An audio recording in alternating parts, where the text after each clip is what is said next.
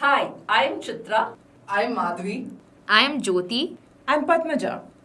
Together, we are your hosts. On the Aedge podcast.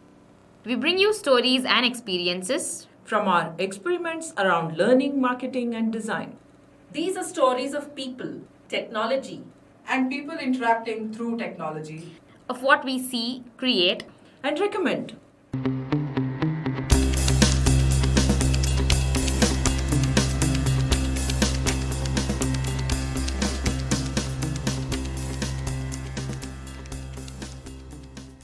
Hello, listeners. I'm going to give you a memory test.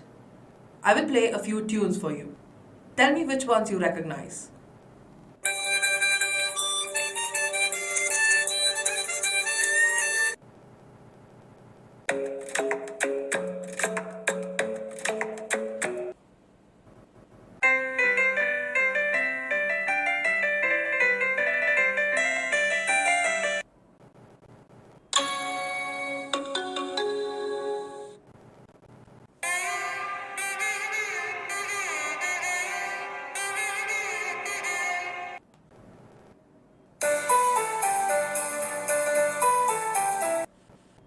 So, how did you do? How many did you recognize? Do you recall the context you heard these tunes in? One of the reasons you may still remember these tunes are because of the spacing effect. Listen to this episode to know more. ना कोई पढ़ने वाला ना कोई सीखने वाला अपनी तो पाठशाला मस्ती की पाठशाला. Hey, remember how popular this song was when Rang De Basanti movie released, Jyoti? Yes, of course, it's hard to forget. How did you just remember this all of a sudden? I don't know, it just popped into my mind. I guess I will never forget the lyrics for this thing. You know, it's interesting. This phenomenon actually has a term, and it's called the spacing effect. Oh, yes, I know what the spacing effect is. Whenever information is repeated over spaced out sessions, learners learn more effectively. And in this case, we have been subjected to this song over and over again, all times, different ways of hearing radios, CD players, MP3 players. We have listened to the song so many times. We know the song very well, and it's also hard to forget for us. There are two things here we should talk about. One is the repetition of information. The second is how the repetitions are done. That is, repetitions are spaced out over multiple sessions or days or months. Because of this repetition of information, we have a better recall. And I think that's why we still remember this song even after almost, a decade now? That's right. Although I'd never thought about it that way until now. This is exactly what we achieve even with flashcards. You keep on repeating the same things, but at different points of time, maybe over different days or weeks. I think this learning strategy yields long lasting knowledge without increasing the duration of study. Why do you think this happens? So I think the way you learn is a lot more important than learning itself. And spacing out information, it engraves the information into your mind, voluntarily or involuntarily. And I think that has a massive effect on your memory. What happens with spacing is that this memory now gets encoded in your long term memory, whereas earlier it was only in short term. Repeated exposure is making sure, like you said, it's engraved on the long term memory. Other such examples could be if you're preparing to sing or play an instrument at a concert, or if you're going up on a stage to deliver a talk, or if you want to enact a play. In all of these cases, there's a certain skill that you want to practice. And practicing the same skills for 4 hours together may not yield the same benefits as chunking it up into smaller practice sessions. Because you get the time to now test yourself, evaluate how did your previous practice go, and now figure out how to change yourself. So spacing and tests yield very good results, whether it is motor skills or whether it is something that you're learning. I think that's a great example. It takes me back to my engineering days where I definitely did not use this technique. All I did was cram everything that I had to learn just a few days before the exam. But recently, I learned French using this app called Duolingo. I have come across Duolingo. It's so fantastic to learn new languages. Right? I remember taking a few French lessons in college, but that definitely didn't stick with me, or I didn't really remember much. During the pandemic lockdown, I picked up learning French again on Duolingo, and I almost maintained a 365-day streak. I am not as regular as I was back then, but I still remember a lot of what I learned. That's because Duolingo uses this spacing effect fantastically in their app to make us learn anything or make us learn new languages. They also have point systems, daily goals. They track the progress in such a great way, incrementally over an entire period of learning. I think it's a fantastic example for me as a learner, having used spacing effect. So I think another good example would be notifications. I think they play a big role. The fact that they keep popping up, it just sits in your mind, regardless if you consciously remembering what is to do. I do the same, Anagha. If there is an important event coming up, in my Google Calendar, I will block that space as well as add reminders a few days or a few weeks before, so that even if I forget to do something or I procrastinate or whatever, it is still there in my mind. Exactly. Recently, my colleague and I made a dance reel. Yeah, she's a dancer. And apparently, she didn't really have to prepare for the steps because she's seen the video so many times. She just knew the steps and she didn't really have to learn. I was shocked because it's pretty hard, but she kind of got through it. Wow, that's interesting. Spacing effect carries over to dance and arts also. Wow. I think it's amazing how we remember something. I read something. If you want to remember something, we need to work with our brains and not against them. Sitting for long hours of marathon study sessions is absolutely of no use. We're probably just bringing on like a cognitive strain on ourselves instead of do any learning. Yeah, to make spacing effect work for you, you need to be more disciplined. And as students, even I was not so disciplined. So I am also part of the cram fest. Spacing effect makes you a more effective learner. Your learning does not really take a lot of time. You don't have to spend a lot of time on it. That's the best benefit of spacing. With some motivation and probably discipline to study regularly, I think spacing effect is the best way for you to learn anything. Jyothi, you're right about the motivation, but that can also turn negatively if you're lacking the motivation or you tend to yield to procrastination. This is the reason that many of these massively open online courses, the rate of completions of the students who are enrolled in these MOOCs is very, very low. You could attribute it to either lack of motivation or procrastination, although each one of these MOOCs are structured such that they deliver small amounts of information over periods of time.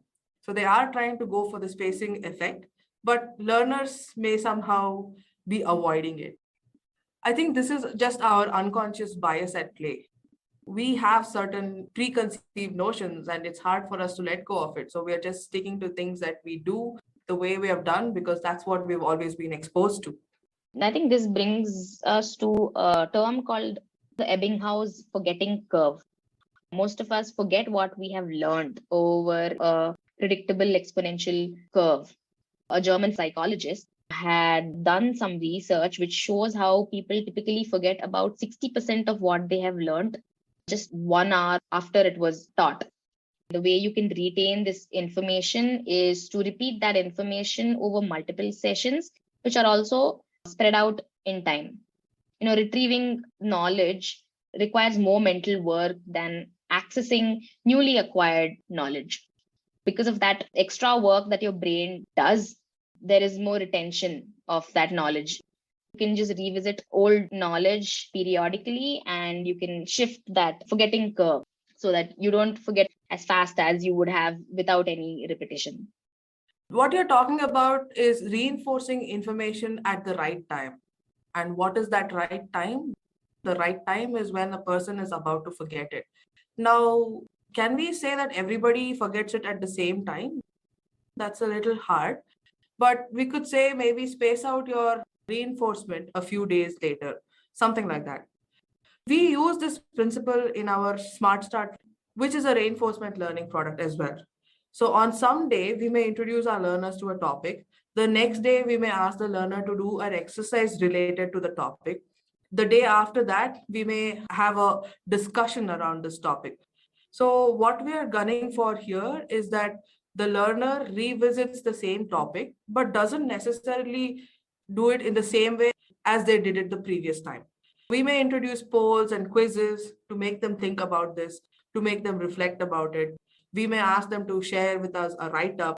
We may have a Ask Me Anything session with any of our expert coaches to address this topic in a different way so that learners can now reflect and come up with questions and get them answered. We may do a discussion group kind of a session where learners are talking to each other about the same topic. By handling the same topic in different ways, and each of these sessions are spread out over multiple days, we are able to reinforce these concepts in our learners' minds. Yeah, I think this is why, the concept of micro learning is so popular nowadays in the field of corporate learning. With people being busier than ever, they don't have a large amount of time to sit in, say, dedicated marathon learning sessions. Micro learning is bringing out a way to break down any subject into these bite-sized pieces. It can be consumed in a short span of time. Yeah, microlearning is a great example. It lets you consume only as much as you can without getting into the mode of a cognitive overload. Also, typically, these microlearning applications tend to be such that you can go back and refer to it again at a later date. So it's not once and done. There is that option for you to go back and refer. So more reinforcement in that sense. Another kind of reinforcement that we have applied in our products is in our Smarties set of courses. After we introduce a topic, we also bring in humor and memes. Standard set of things are quizzes and polls and discussions, but even humor makes things stick. We have already covered the humor effect in a different Aedge episode, so you know why humor is useful, but that's also a way of reinforcing concepts. This was all about how spacing effect has been used in learning or learning solutions. What do you think it has to do with marketing? I see a lot of brand recognition that is promoted is also in some way a side effect of this spacing. That is, you are being exposed to these brands or advertisements over and over again, and people are able to recognize that brand more easily. Absolutely, Jyothi. I have been told by many marketers, and there's also research out there saying that on an average, it takes about 8 touch points to close a sale. Does that mean that you repeat the same ad 8 times in a row? No, that's not how it works. Does that also mean that you repeat the same ad over different days? Not necessarily. It will not have the same effect as giving the same message about your brand, but in different ways. So you may see this one day as an advertisement on TV, hear a jingle on radio on another day, see it in your newspaper or on a hoarding. The better tactic for making your marketing more effective using this spacing effect is use multiple channels, use different messages, but keep it on point so that people tend to remember your brand. So since Jyothi spoke about the forgetting curve, do you think it's possible to program marketing messages to customers when they're likely to forget? Very good question, Anagha. I'm not sure if we have the technology for that yet. But if we could figure out exactly when each person is going to start forgetting, we could auto-program these. Some of the companies are already making sure that they show you a certain ad X number of times in a day. So I can go in and set that, hey, show this particular ad to Anagha maximum 3 times. Show it to her again after maybe 7 days, which is what is called retargeting in advertising parlance. But it is not exact. It is more a heuristic than exactly that you're going to forget at 7 days. One other thing in the previous episode that we spoke about was recognition over recall as being one of the usability heuristics for user experience design. What promotes recall is repetition. Nowadays, if you see the layout of most apps, or when you talk about how the a smartphone's real estate is utilized, for example, the hamburger menu, the drop downs, the call to action buttons. An average smartphone user is so used to this design pattern.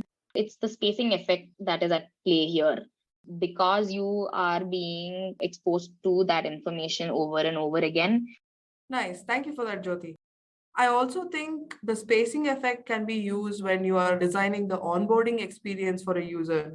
If you have a complex product, It's not going to work if you hand the user a 300-page Bible to learn how to operate or use your product. What may work better is teach them how to get started on day one. In their session two, or maybe on day two, introduce them to a different part of your feature. This could be something like your assistant coming up. We previously spoke about Microsoft Clippy, something like that. It could pop up and it could just give you a tip of the day kind of a message, or it could see that you're spending too much time trying to go through all the menus and ask you, what is it you want, and try to help you out with a chatbot. Stuff like these, where you're spacing out the onboarding, where the user is learning how to use your product, may be very helpful to a user. Yeah, I think that's a fantastic example of spacing effect. Websites use these call to actions, CTA buttons that you say, repeatedly in different places just to reinforce your value proposition in different ways and make sure the user actually takes an action and doesn't just bounce off of the website. That's a very standard website design pattern these days. Repeating the call to action is a good strategy for you to use, even if you want to deliver a better speech, or if you want to create more impactful presentations, or you want your courses to be more engaging. Don't try to pack in too much information. I don't think that works. The better option seems to be if you can split it out and then reinforce the same concepts to the user. Give it to them in small sessions, and in each session deliver a few points rather than trying to cover it all in one hour session or in one 30-minute session. It's called distributed practice.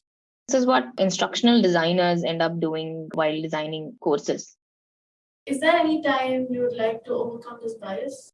I'm not sure if there's a necessity to overcome this bias in learning. It more or less looks like a better way of learning, a better way of retaining information that you consume. But when you talk about spacing effect in advertising or marketing, there might be instances where users are falling for something like clickbait. In those scenarios, it's better to be wary of this and not fall for such marketing gimmicks. Flipping this around, how can companies use this to their advantage? There are multiple ways. You can schedule periods of review to go over important topics so that you reinforce these concepts in your employees' minds. And as a marketer, again, try to make sure you're showing similar messages to your users using as many different channels as you can so that the user is not bored, but they're getting your messages in different ways. If you're a student and you're learning something, then make sure you can have a set of flashcards, incorporate tests into your learning phase, because as Jyothi mentioned, recalling information reinforces it more than just reading the same thing all over again. And if you're designing a learning program, make sure you incorporate tests for your learners to take and give them these messages as flashcards. Try to use as many tools as possible to share your messaging, whether you're a marketer or a learning designer. And in websites, as she said, repeat the calls to action. We are reinforcing information in our own episode. Good. We're making sure the spacing effect works for us.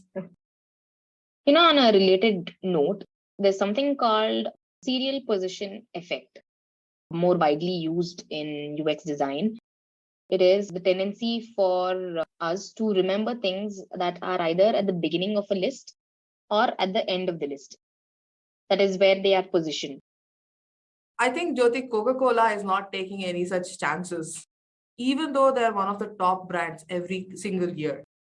They're spending over $4 billion a year on advertising around the world. They want to make sure they're prominently displayed everywhere that their users will go, whether it is a store, on your street, whether you're on your mobile phone, YouTube ads, Spotify ads, video, audio. They're using pretty much everything. The only reason they're spending so much year after year is to make sure they imprint your mind with their brand. Maybe that's why they continue to be one of the top brands in the world. What I realize is the spacing effect is a perfect example of how much more effective we can be if we understand how our minds work and use it in an optimal way. Learning how to learn is a meta skill.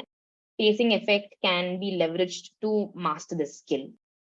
Fantastic, Jyothi. I think we can end this episode on that note. Thank you, Jyothi. Thank you, Anagha. I think we got a good chance to explore spacing effect from many different angles. Thanks, Madhavi. Thanks, Madhavi.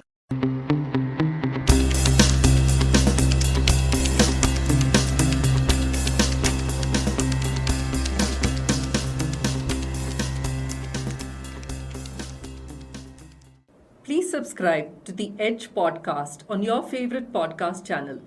We are on Google, iTunes, Spotify, Stitcher, and more. If you liked this episode, please share it with your friends. If you have stories to share and want to be featured on our podcast, write to us at podcasts@adepticlabs.com.